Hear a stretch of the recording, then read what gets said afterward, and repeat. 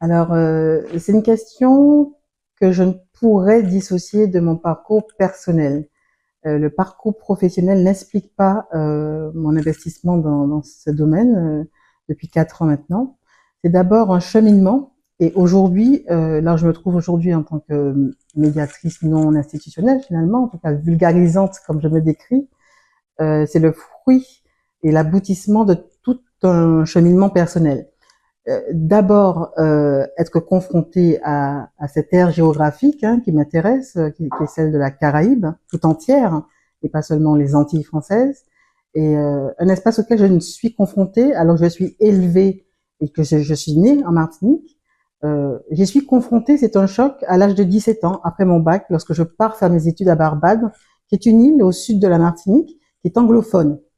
Et seulement à ce moment-là, lorsque je fais des études de lettres modernes, de lettres classiques en langue anglaise, Chaucer, Shakespeare, etc., c'est à ce moment-là que je suis confrontée à d'autres ressortissants de la Caraïbe, anglophones, hispanophones, etc., et que je prends conscience de cette multiculturalité à l'intérieur d'une culture que je pensais connaître finalement. Et je découvre cet espace, je parcours cet archipel qui va au nord des Bahamas, au nord les Bahamas et jusqu'au sud Trinidad. C'est un espace que je connais plutôt bien. J'ai séjourné dans plusieurs îles de la Caraïbe, que ce soit à titre privé ou professionnel plus tard, lorsque je deviens journaliste, après une formation à Bordeaux. Donc, c'est après 30 années à m'intéresser profondément, à vraiment étudier, observer, écouter, apprécier, que j'ai décidé il y a 4 ans de laisser mes activités de journaliste. J'ai une carrière assez classique finalement à France Télévisions, de reporter de terrain, de rédactrice en chef, etc. Beaucoup de missions à l'étranger, des réalisations assez classiques en termes d'interviews, Fidel Castro, Hugo Chavez, d'autres, un coup d'État en Haïti, voilà. Pour nous, c'est notre quotidien dans cet espace géographique qui n'est pas seulement archipélique, ça concerne aussi ce qu'on appelle le plateau des Amazonies, c'est-à-dire non seulement les Guyanes, mais aussi l'Amérique centrale, la côte Caraïbe des Amériques centrales, jusqu'à la Guyane, tout ça, c'est la Caraïbe. Euh, voilà, donc, il y a 4 ans, j'ai ce déclic, là aussi, qui n'est pas le fruit du hasard. Je considère qu'on n'est pas dans la culture par le fruit du hasard. Il faut toujours chercher à comprendre ce qui nous a amené à ce qui peut être un sacerdoce, très franchement, il faut le dire.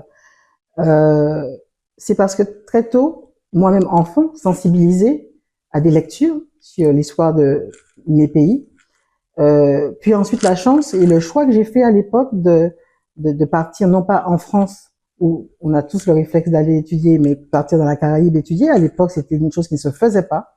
Je décide de le faire à l'âge de 17 ans. Et on va revenir sur ce point parce que la curiosité qui m'anime encore aujourd'hui, je pense que c'est un levier extraordinaire qu'il faut exploiter et qui m'inspire, qui m'irrite complètement et qui me permet d'avoir le propos que je porte aujourd'hui. Donc un parcours professionnel assez typique dans le journalisme, puis depuis 4 ans, après une formation à l'IESA, à Paris, à Ménilmontant, à Paris, des activités dans le domaine des arts et de la culture caraïbéenne, parce que justement, pendant cette formation, je me suis aperçue de l'absence totale d'une historiographie ou de la présence tout simplement des pratiques artistiques ou de la culture visuelle, ne serait-ce que des Antilles, sans parler de la Grande Caraïbe. Et j'étais très surprise de cela.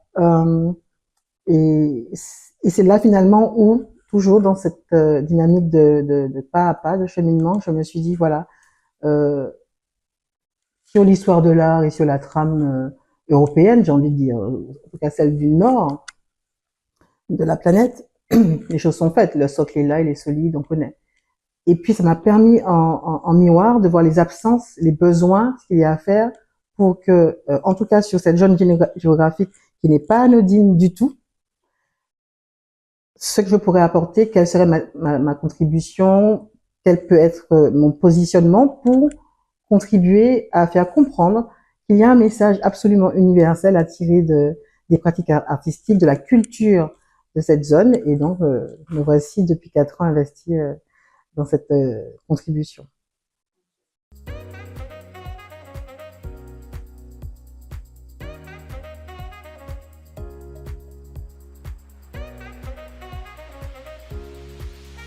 Alors effectivement, TK Academy, je l'ai lancé il y a tout juste 6 mois à présent. C'est le fruit de 2 ans de travail, de fond, de veille, d'identification des enseignants les professeurs d'université qui interviennent sur cette plateforme. C'est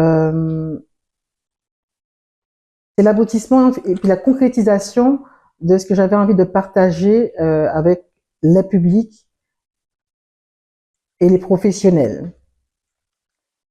Ça part du constat de l'absence d'éléments, qui nous permettent de comprendre qu'il existe des pratiques artistiques en Caraïbes et en quoi c'est important de le savoir, ce qu'elles disent, ce qu'elles racontent, et puis leur potentiel. Qu'est-ce qu'on en fait? Cette plateforme, elle vise à une montée en compétence des professionnels de la culture, puisqu'ils sont appelés. Et c'est un fait, on ne peut pas le nier. Aujourd'hui, il y a une soif de connaissance, une soif de diversification exprimée par les publics, les usagers aussi des organismes culturels, hein, des musées, etc. Il y a une demande qui est là, elle existe. On veut en savoir plus, on veut en savoir mieux. Cette plateforme permet de obtenir des connaissances nécessaires à mieux adresser la question de la diversité, la fameuse diversité. Pour ce qui est des projets culturels et des professionnels de la culture, elle permet, et c'est aussi mon ambition et la vocation de cette plateforme, de visibiliser des chercheurs, soit issus de la Caraïbe, soit issus du Sud global, Caraïbes et Afrique de l'Ouest, puisque c'est le propos de TK Academy, de leur proposer, j'ai envie de dire, un haut-parleur pour illustrer la démarche. Ce sont des personnes qui sont là, qui réalisent des travaux de recherche pendant 10 ans de leur vie, qui produisent des articles, qui ont des choses à dire. Je ne les vois jamais en conférence sur des sujets qui nous concernent. Ils ne sont pas invités, on ne les connaît pas. Donc, durant 2 ans, j'ai travaillé à cette identification des personnes ressources, et cela continue, hein, c'est pas terminé. Aujourd'hui, il y a 12 cours sur le site, et les cours seront ajoutés progressivement, régulièrement, parce que les thématiques et les sujets que cette cohorte de spécialistes explore sont juste, c'est extraordinaire. C'est extraordinaire, c'est qu'ils nous ramènent des mêmes archives qui ont parfois été étudiées il y a plusieurs années, ou d'autres éléments, parce qu'ils mettent en place, et c'est formidable, leur propre outil de travail, ils inventent une méthodologie. Et ils y sont, alors pas obligés ni contraints, mais il est effectivement nécessaire de revisiter, y compris les outils qu'on utilise lorsque on étudie l'histoire de l'art, etc., la culture de cette zone géographique, puisqu'elle est si multiculturelle, elle est tellement investie de vagues successives de migrations et d'événements extraordinaires, souvent violents, etc., que on se retrouve avec une matière qui est à la confluence de plusieurs disciplines. Plusieurs disciplines doivent être convoquées pour comprendre ce que c'est que la Caraïbe et le message artistique, le message historique qu'elle porte en son sein. Donc TK Academy, c'est ça, permettre à ces chercheurs d'être identifiés et visibilisés, donner accès à de la ressource fiable, du coup, à des professionnels de la culture pour une montée en compétences, et puis à tout curieux aussi, puisqu'il y a des cours qui sont absolument passionnants et qui s'adressent à tous les publics, les étudiants, les curieux, les collectionneurs, voilà. Il y a aussi un espace dédié aux jeunes curateurs, aux jeunes pousses. Ça me tenait à cœur. Là aussi, parce que j'ai observé que, et c'est extraordinaire, je l'ai vu émerger, il y a de plus en plus de jeunes issus de la diversité, en tout cas, qu'ils soient d'Afrique ou de la Caraïbe, qui ont choisi des filières de muséologie, histoire de l'art, etc. C'était moins vrai à mon époque, voire pas, c'est exceptionnel. C'est l'occasion ou l'opportunité qu'il leur est donnée de produire et d'être publiés. parce qu'on sait bien comment dans ce milieu c'est compliqué de pouvoir s'exprimer, de pouvoir dire ce qu'on a à dire, comme on le souhaite, etc. Donc sur la plateforme, il y a un espace de commissariat, de critique d'art où des curateurs, des commissaires seniors, jeunes pousses s'expriment, et puis le public aussi, n'importe qui peut aussi raconter ce qu'il a vu, comment il l'a reçu, comment il a euh, compris, etc., ce qu'il a à dire. Donc ça, c'est un espace qui s'appelle Boula Marquage et qui est animé par, qui est supervisé par David Demetrius, qui est lui-même critique d'art de l'AICA. Et c'est TK Academy, c'est donc tout ça, c'est un creuset foisonnant de propositions. Il y a aussi des alertes marché de l'art pour ceux alors, des alertes marché de l'art qui sont bien évidemment, qui s'intéressent bien évidemment à des objets ou à de la peinture, des tableaux, etc. Tous relatifs à la Caraïbe, oui, bien sûr, tout ce qui passe sur le marché.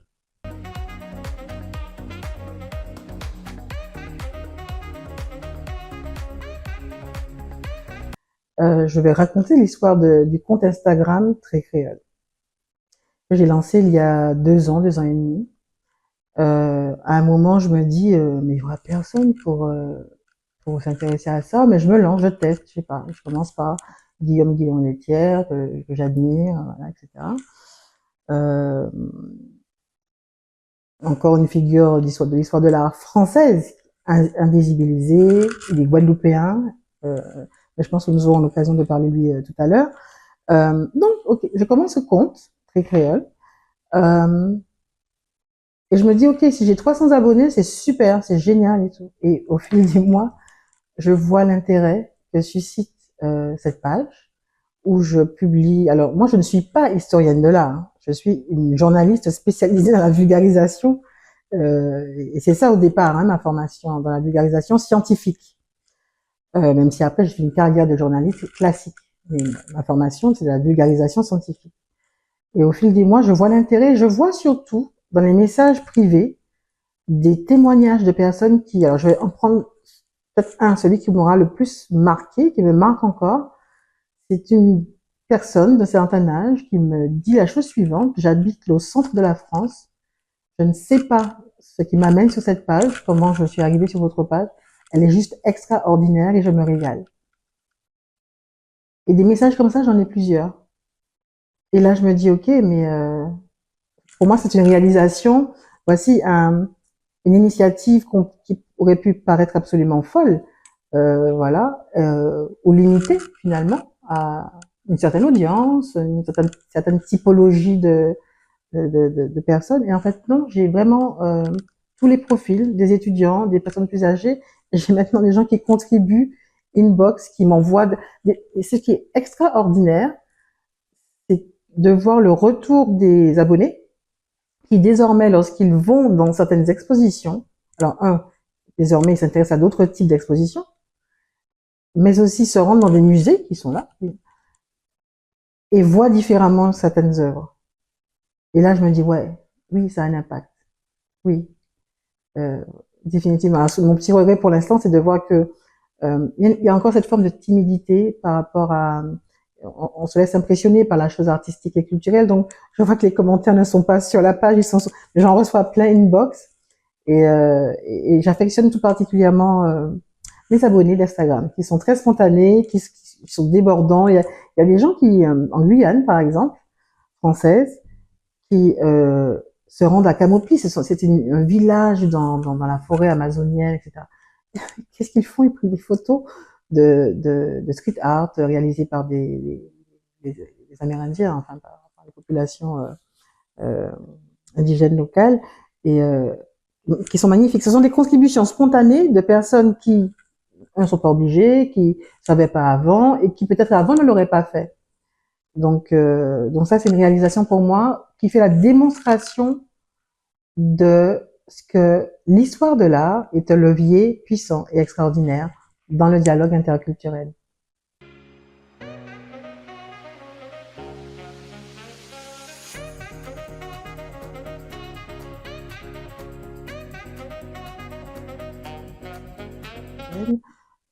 moi je lui souhaite et je sens les prémices de l'explosion de son plein potentiel. On en est au tout début, mais il y a un bourgeonnement d'intérêt, j'ai envie de dire. On dirait que ça veut bouger. On le voit avec, par exemple, le pavillon français de la Biennale de Venise, qui est représenté, on va dire, par Julien Creuset, qui est martiniquais, formé en Martinique. Pour moi, c'est un signal très fort. Il y a d'autres événements comme cela dans le calendrier culturel au niveau national, hein, euh, sans oublier ce qui se passe au niveau international également, mais c'est encore un autre sujet, dans un contexte encore différent pour parler de ce qui se passe aux États-Unis, en Grande-Bretagne. C'est déjà plus avancé pour plein de raisons, donc on va rester sur le territoire français. Il y a des signaux qui montrent que ça bouge.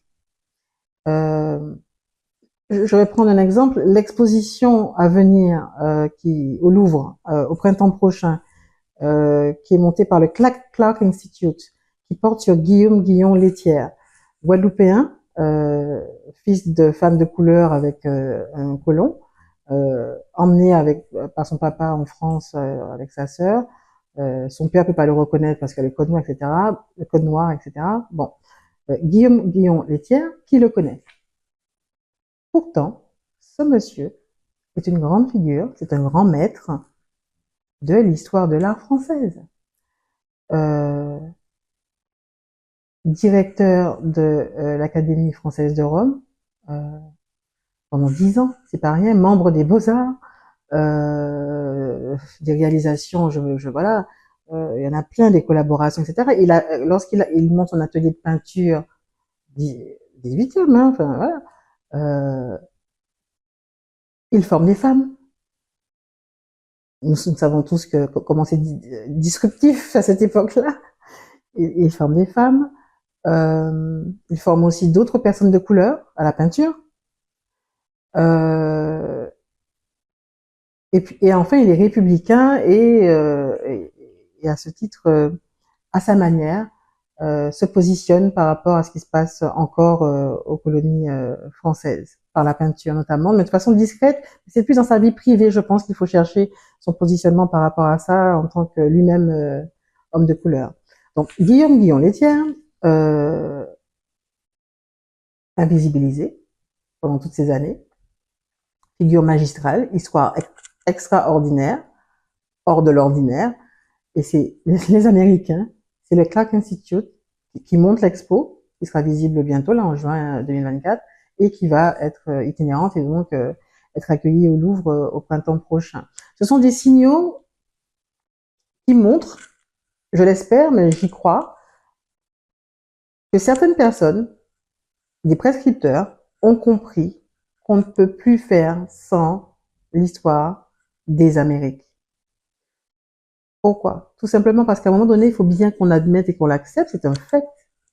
De 1492 à 1521, 1492, Christophe Colomb, 1521, on découvre le Mexique, donc l'Amérique dite latine. Pendant 25 ans, l'Amérique, c'est la Caraïbe pour l'Europe. On ne connaît pas encore le continent sud-américain. L'Amérique, pour l'Europe et pour toutes les puissances européennes, c'est la Caraïbe. Ils ne connaissent que l'arc caribéen. Lorsqu'on dit ça, on se rend compte que nous faisons partie de la trame de l'histoire nationale. Qu'est-ce qui fait que cette trame-là, elle serait moins importante ou on peut l'oublier, comme je l'ai entendu récemment encore la semaine dernière? Nous, on enseigne les fondamentaux. C'est quoi les fondamentaux en histoire de l'art? Sinon la curiosité, la capacité de s'ouvrir, de comprendre, de chercher, la volonté de chercher, à en savoir plus. C'est ça qui fait la différence finalement. Et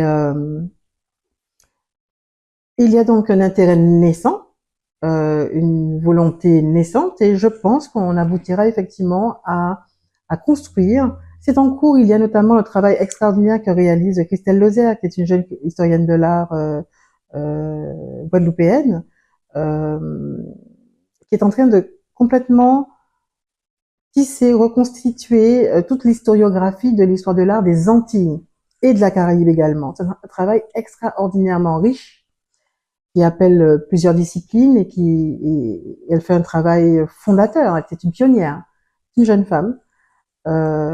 Donc tous ces éléments montrent que progressivement, nous allons voir, je le souhaite, s'installer et rendre justice à cette culture visuelle et ces cultures caribéennes euh, et leur permettre de s'exprimer et de porter leur message universel.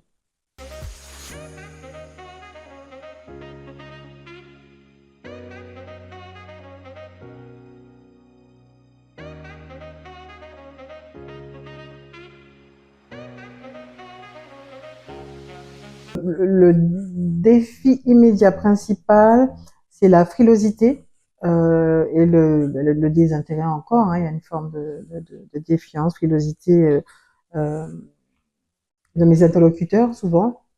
Je dis oh oui bon, interculturalité, compréhension mutuelle, dialogue interculturel, bof, ce sont des idées de bisounours. On ne comprend pas en quoi encore ces questions-là, ces mots-clés-là, ces notions-là, elles sont névralgiques aujourd'hui. On ne peut pas ignorer que nous sommes dans un contexte où on a besoin de ces concepts dits de bisounours ou considérés comme tels. Donc il y a beaucoup de biais encore. Je suis confrontée à des personnes, mais ça on le sait tous dans le milieu plutôt conservatrices et arc-boutées sur des choses qu'on considère figées dans le marbre. Et je ressens beaucoup de peur.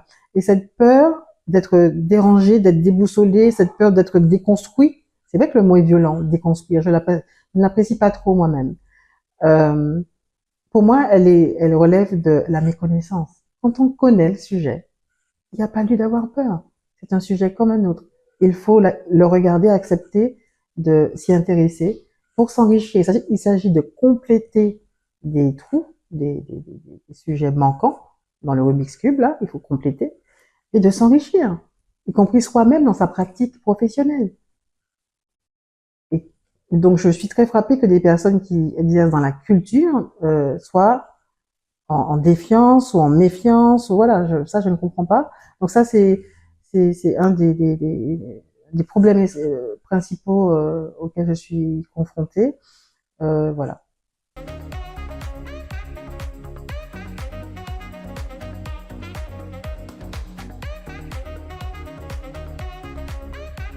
Alors, je m'intéresse effectivement à toutes les formes d'expression artistique et tous les outils. Bien entendu, quand on dit ça, on pense toujours tout de suite à l'intelligence artificielle et les arts, etc. Je m'y intéresse beaucoup parce que euh, pour le coup, l'IA, je la vois plutôt comme un atout euh, pour, euh, pour les expressions artistiques du Sud. Ça constitue un levier, un accélérateur pour rattraper des retards sur plein de choses, y compris sur tout ce qui est culture visuelle. Pour autant, il ne faut pas oublier que ce sont des technologies qui puisent leurs besoins énergétiques, etc., dans des ressources naturelles euh, polluantes et avec un impact social et humain coûteux, notamment en Afrique. Je pense à tous ces composants qui sont nécessaires à cette technologie, donc je ne suis pas non plus dupe de tout cela. Pour autant, on va bien finir par trouver des correctifs à tout ça. Donc pour ce qui est de l'émergent, pour moi, je suis plutôt effectivement, j'observe beaucoup ce qui se passe au niveau de l'IA et ce que ça peut proposer et en quoi, comment. Et je le vois avec TK Academy. Ça m'a permis de réaliser une web série que j'ai commandée à un jeune réalisateur nigérian sur la cosmogonie d'Afrique de l'Ouest. Il s'agissait effectivement de montrer le pont qui existe entre les peuples d'Afrique de l'Ouest et de la Caraïbe, et le pont essentiel est la spiritualité. Voilà. Euh, je n'aurais pas eu les moyens de payer une réalisation avec des acteurs et c'est tout bête en fait, hein, avec des acteurs, réalisateurs, toute une équipe. Midjourney nous a sauvés avec une web série que j'adore. Il m'a produit, je lui ai confié ça, je dis voilà, je lui ai tout expliqué, voilà qui nous sommes. C'est un jeune réal qui a quelques réalisations et quelques prix à son actif. Il découvrait notre histoire j'ai raconté l'histoire, j'ai raconté, hein, il a restitué, je lui ai fait une commande précise. J'ai expliqué pourquoi c'était la cosmogonie, etc. Euh, et c'est lui, l'Africain, qui nous explique les dieux, le panthéon des dieux africains, puisque lorsque les personnes capturées, esclavisées se retrouvent dans la Caraïbe, elles viennent avec leurs dieux. Elles conservent une façon et ce rapport au monde qui est différent, qui est particulier, que nous partageons fondamentalement avec le continent africain. C'est la raison de l'existence de cette web-série. Et lorsqu'on parle d'artistes émergents, moi, j'observe surtout effectivement ce que l'IA peut nous apporter. Tout ce qui va être de l'ordre de l'activité de galerie, j'ai envie de dire, va moins susciter mon intérêt parce que j'ai décidé et parce que j'ai identifié ce besoin de créer de l'archive, de créer de la documentation. Elle existe, elle est trop lacunaire, parfois elle n'existe pas sur des grands maîtres caribéens. Le problème se pose aussi sur le continent africain. Créer de l'archive patrimonialisée pour qu'on s'approprie aussi les personnages, les pionniers, les pas pionniers, enfin les contributeurs, des grandes figures qui ont marqué leur temps, créer de l'archive pour consolider et organiser cette scène artistique de façon alignée. C'est plutôt ce qui me parle et ce sur quoi j'ai envie d'avancer. C'est aussi la vocation de la plateforme, hein, TK Academy. Et ce faisant, quand on parle des absents de l'histoire de l'art, il y a de grands invisibles qui sont les Kalina, les premiers peuples qui étaient sur place dans cette terre géographique, euh, dont on parle trop peu. Aujourd'hui, par exemple, ils nous ont légué des traces de leur passage, de leur existence, puisque dans plusieurs îles, dans toutes les îles en fait, ils ont gravé des roches. Il y a ce phénomène de roches gravées, ou encore dans des grottes, notamment en République dominicaine, en Haïti également. Aux Bahamas aussi, j'en ai vu des cavernes, des grottes où sont gravés des personnages, des scènes, etc. Ce qui me frappe, c'est que lorsque j'interroge certains spécialistes, aujourd'hui on me répond non, on ne sait pas trop tout à fait ce que ça veut dire. Il n'y a pas encore eu de recherche approfondie sous un angle de l'histoire de l'art, de ce que pourrait bien dire et apporter cette pratique artistique qui est liée certainement à des rituels ou pas, on n'en sait rien finalement. Euh, les archéologues connaissent bien les roches gravées et les productions des populations Kalina. Il n'y a pas encore, à ma connaissance en tout cas, d'ouvrage spécifique sur ce qu'on pourrait dire de cette production, ce qu'elle raconte, comment identifier. Est-ce que c'est une écriture? Est-ce qu'il y a une suite? C'est une histoire qui est racontée? Ou est-ce que c'est juste la représentation d'un dieu? Aujourd'hui, les avis sont... je ne sais même pas s'ils sont partagés, je ne sais même pas si c'est le fruit de discussion, en fait. Je ne le sais pas moi-même.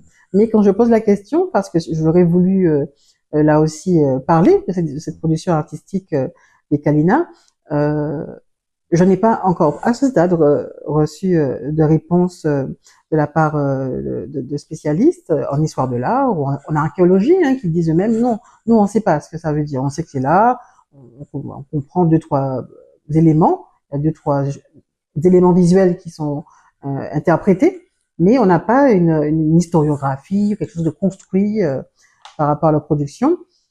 Et ils sont invisibles parce qu'on pense ne pas les voir, alors qu'il y a une communauté Kalina importante qui se trouve dans l'île de la Dominique, qui est anglophone. Et puis surtout, nous oublions trop. Là aussi, ce sont des biais, en fait. C'est aussi une absence de formation, une absence je parle de formation académique. Hein. Et une chose que nous oublions, c'est leur présence encore aujourd'hui en nous. C'est-à-dire que aujourd'hui, beaucoup de personnes caribéennes ont des traces d'ADN d'Amérindiens, de Kalina, en eux. C'est mon cas, par exemple. J'ai 9% de Kalina en moi. Donc, ils vivent encore en nous. Et je pense que là aussi, on doit leur rendre justice et les rendre plus visibles, autrement que par seulement, j'ai envie de dire, des objets. Et juste montrer des objets, puis montrer des archives des chroniqueurs de l'époque, c'est limité. Il y a fatalement autre chose à raconter sur les Kalina.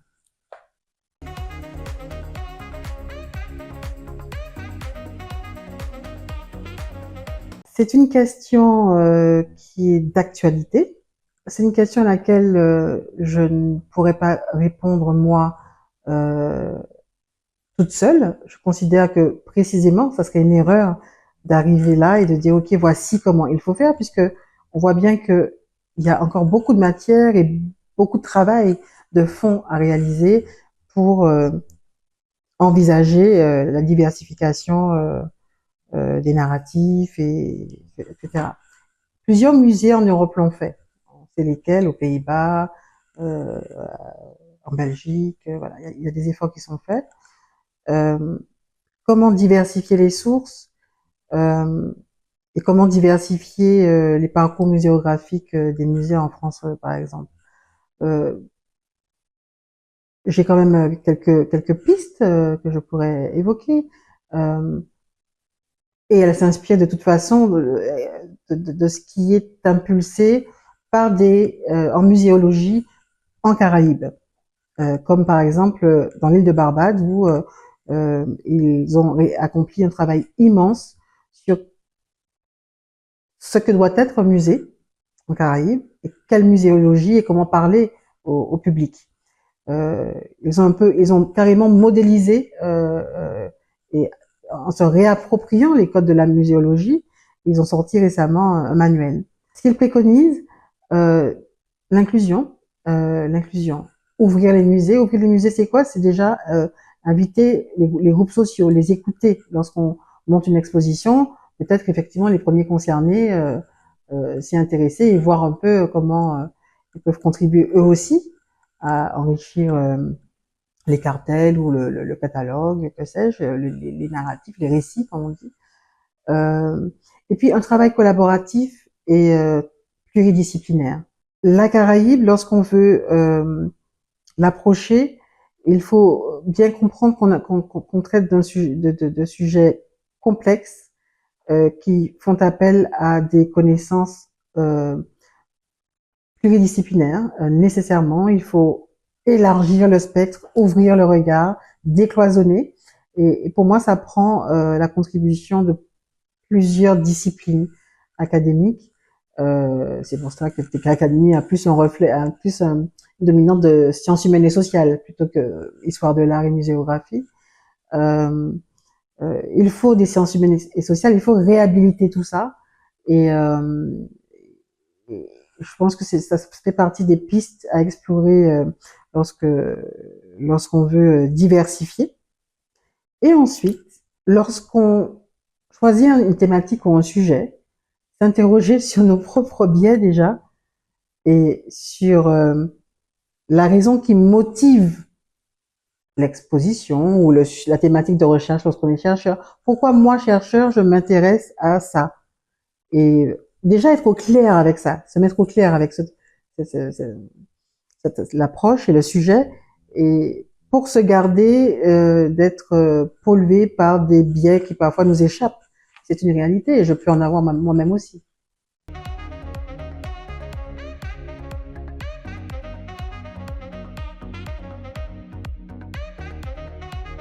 Alors des notions clés, je pense qu'il y en a plusieurs, mais celles qui me viennent à l'esprit, euh, c'est déjà la nécessité de prendre conscience qu'il est important de respecter les temporalités, de s'y installer, de prendre le temps d'observer séquence historique par séquence historique, tellement l'histoire de la Caraïbe est constituée de vagues migratoires successives, d'événements extraordinaires, euh, parfois contradictoires, parfois voilà. Euh, donc s'imprégner de cette complexité-là, apprendre à l'observer et à la respecter, s'interroger sur peut-être les choix de sujets, pourquoi je choisis ce sujet-là et pas un autre, qu'est-ce qui m'attire dans ce sujet, qu'est-ce qui m'amène à le traiter. Ça évite peut-être des biais que l'on porte tous et c'est naturel, j'en ai moi-même, hein, des biais cognitifs. Maîtriser ces notions clés, c'est important lorsqu'on souhaite fournir euh, du matériel de qualité au public. Et je vais illustrer mon propos par euh, un document sur lequel je suis tombée il y a quelques mois maintenant, plusieurs mois, euh, et qui va démontrer donc ce que je dis en illustrant. Il s'agit d'une exposition qui s'est tenue, tout ce qui est très vague sur le contexte, etc. Il s'agit d'une exposition au Louvre où un QI était exposé dans le cadre d'une exposition thématique, etc. Un QI, c'est une calebasse. Une calebasse est un fruit d'un arbre qui est connu en Afrique et aux Antilles et qui est utilisé depuis justement. D'ailleurs, c'est un héritage Kalina aussi. Hein, c'est une sorte de grosse courge, si vous voulez, qu'on fait sécher, qu'on coupe et qui a plusieurs usages domestiques. Et donc,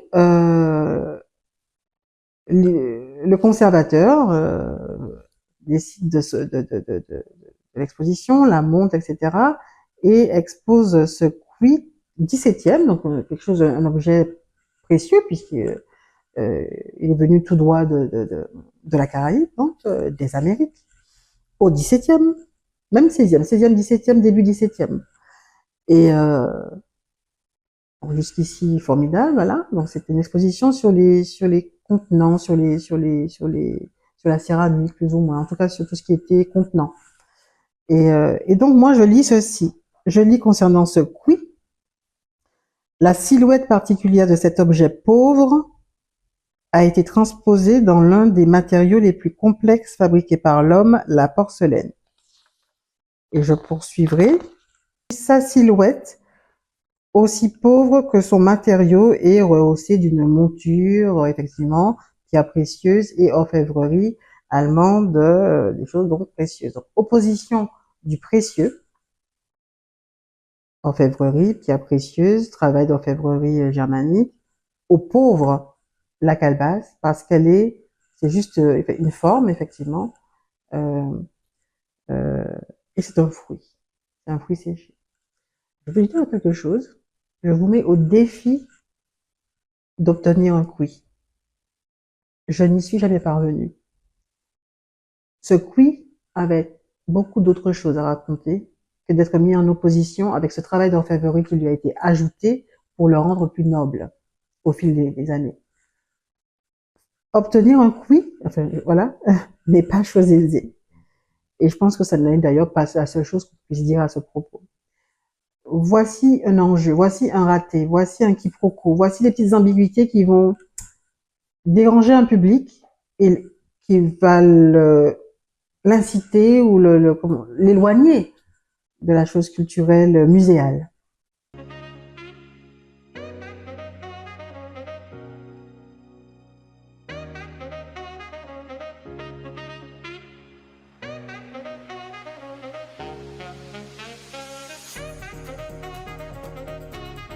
Alors, on l'a bien vu hein, depuis bien 5 ans à peu près, la montée en puissance des contenus et des éditorialistes, euh, les influenceurs de l'art, comme on les appelle, avec tous les comptes que l'on connaît, dont Trécréole fait partie, et qui, le compte est référencé par le Labex ICA comme médiateur institutionnel médiateur culturel non institutionnel aux côtés de plus grands comptes hein, sur Instagram. Ça, c'est une des réalisations dont je suis pas peu fière. Et ce qu'on apporte, c'est typiquement ce décloisonnement, se décomplexer aussi par rapport à, à ce qu'on ne sait pas, ne pas se laisser impressionner par le musée, par ce qui s'y trouve. Et ce qu'on apporte, nous autres, les vulgarisants, hein, ben, ça permet de connecter des professionnels très pointus qui peuvent avoir des éléments de langage qui font partie d'un jargon professionnel, qui vont heurter justement ou éloigner le public. Donc, nous sommes là pour créer ce lien, cette connexion. Et aujourd'hui, il y a un enjeu autour de ce qu'on appelle la démocratisation culturelle. C'est un enjeu de réconciliation. Donc oui, il est nécessaire aujourd'hui que les professionnels des musées fassent appel à des contributeurs extérieurs, des vulgarisateurs, des vulgarisants de l'art et de la muséographie, hein, qui ont des choses à dire, qui sont peut-être en relais avec le public tant recherché. Le public et la fréquentation, c'est le Graal de chaque musée. Il en a besoin pour justifier son existence. Et il y a, entre les usagers et les spécialistes et les conservateurs, il y a donc aujourd'hui cette activité de médiateur sur YouTube, même sur le Web3 apparemment, partout, sur Twitch, partout, il y a des personnes qui sont investies dans la vulgarisation de l'histoire de l'art et peut-être l'exploration et également l'exploration de sous-thématiques qui sont trop longtemps restées à la marge. Oui.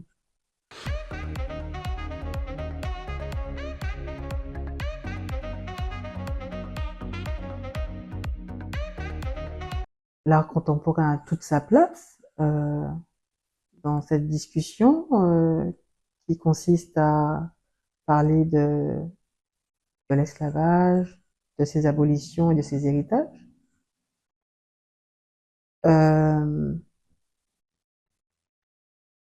Pour autant, il ne faut pas non plus que ça devienne le recours facile à un exercice auquel on ne peut pas se soumettre, celui